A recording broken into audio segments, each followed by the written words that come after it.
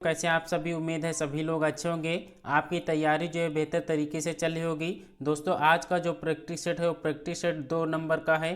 तो चलिए दोस्तों, पहला प्रश्न आपकी स्क्रीन पर दिया गया है। मनोज किसका पर्यायवाची शब्द है? मनोज किसका पर्यायवाची शब्द है? कमल का, कामदेव का, विष्णु का, बादल का। तो मनोज जो है ये आपका कामदेव का पर्यायवाची शब्द है। अगले प्रश्न पर आते हैं। प्रेम सागर किस प्रकार के समास का उदाहरण है? प्रेम सागर किस प्रकार के समास का उदाहरण है? तो प्रेम का सागर तत्पुरुष जो है यहाँ पर समास होगा। ऑप्शन बी इसका बिल्कुल करेक्ट आंसर होगा। निम्न में से किस शब्द की वर्तनी शुद्ध है?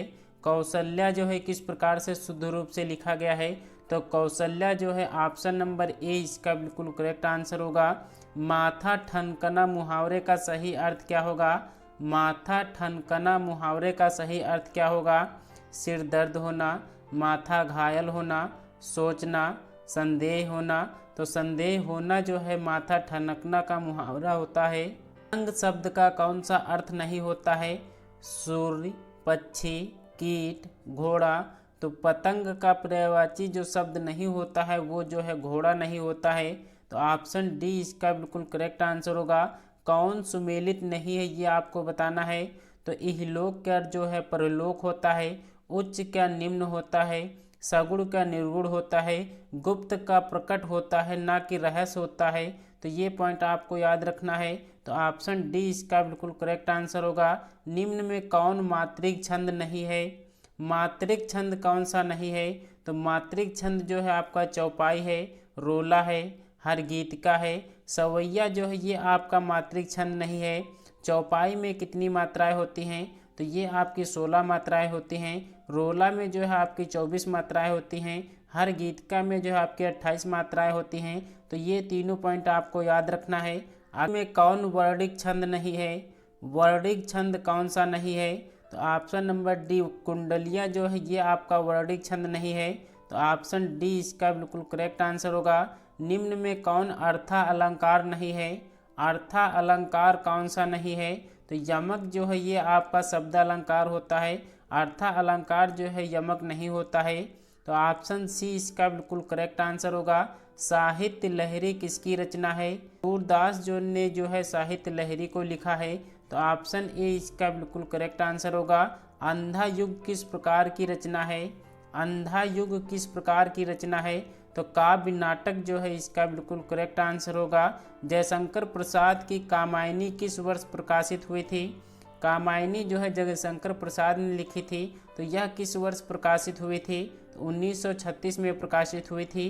प्रश्न 13 जो है आपको बताना है। काली आंधी किस रचनाकार की कृति है?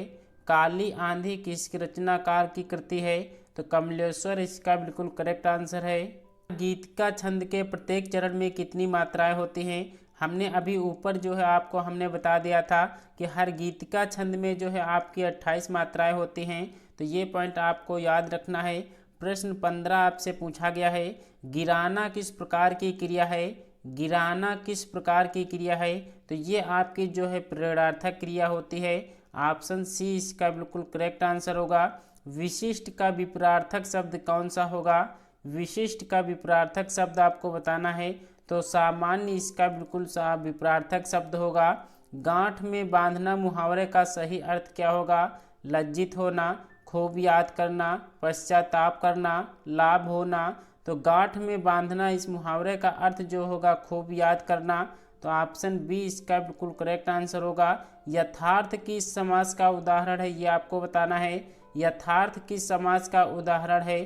तो ये आपका जो है अव्ययी भाव समास का है। किस रस का स्थायी भाव है? अनुराग किस रस का स्थायी भाव है ये आपको बताना है। तो वात्सल्य रस का जो है स्थायी भाव है। ऑप्शन डी इसका बिल्कुल करेक्ट आंसर है। प्रिय प्रवास किसकी रचना है? दिए गए ऑप्शन में से प्रिय प्रवास किसकी रचना है? तो अयोध्या प्रसाद सिंह उपाध्याय इसका बिल्कुल करेक्ट आंसर होगा। ऑप्शन ए इसका बिल्कुल करेक्ट आंसर है। रमेश गिर पड़ा, इस वाक्य में गिर पड़ा क्या है? गिर पड़ा क्या है? तो ये आपकी जो है संयुक्त क्रिया है। ऑप्शन बी इसका बिल्कुल करेक्ट आंसर होगा। दिए गए ऑप्शन में से उत्पत्ति की दृष्टि से कौन सा शब्द का भेद नहीं है? शब्द का भेद कौन सा नहीं है? तो तत्सम होता है, तद्भव भी होता है, देशज होता है। तद्धित प्रत्यय जो है ये आपका उत्पत्ति की दृष्टि से शब्द का भेद नहीं होता है, तो ये पॉइंट आपको याद रखना है। निम्न में कौन स्त्री का पर्यायवाची शब्द नहीं है? स्त्री का पर्यायवाची शब्द कौन सा नहीं है? तो वामा होता है, वनिता भी होता है, ती भी होता है। शकुंत जो है ये आपका स्त्री का पर्यायवाची नहीं होता है, तो ऑप्शन डी इसका बिल्कुल करेक्ट आंसर होगा। सूर्य का पर्यायवाची शब्द कौन सा नहीं है? ये ऑप्शन में से सूर्य का पर्यायवाची शब्द कौन सा नहीं है? तो खरांशु होता है, पतंग होता है, तिमरार होता है। हिमांशु जो है ये आपका चंद्रमा का होता है, ना कि सूर्य का पर्यायवाची होता है। तो ये आप जो पॉइंट है आपको याद रखना है। इनमें से कौन सा सही सुमेलित नहीं दिया गया है ये आपको बताना है। प्रश्न 25 में कौन सा सुमेलित नहीं दिया गया है? तो विजय का पराजय होता है, मृदुल का कठोर होता है, विरह का मिलन होता है, विवाद का जो है विपदा विस्पदा नहीं होता है। तो ये पॉइंट जो है आपका सही सुमेलित नहीं दिया गया है, तो ऑप्शन ए इसका बिल्कुल करेक्ट आंसर होगा। दोस्तों हमने टॉप 25 प्रश्न किए हैं जो कि वेरी मोस्ट इंपॉर्टेंट प्रश्न थे। दोस्तों आज की वीडियो कैसी लगी कमेंट्स बॉक्स में जरूर बताना। वीडियो पसंद आई हो तो एक लाइक जरूर कर देना। चैनल पर नए हैं तो चैनल को सब्सक्राइब कर बेल आइकन को जरूर प्रेस कर देना, क्योंकि आने वाली वीडियो का नोटिफिकेशन आपको मिल सके। चलिए दोस्तों आज की क्लास को हम यहीं पे वाइंड अप करते हैं।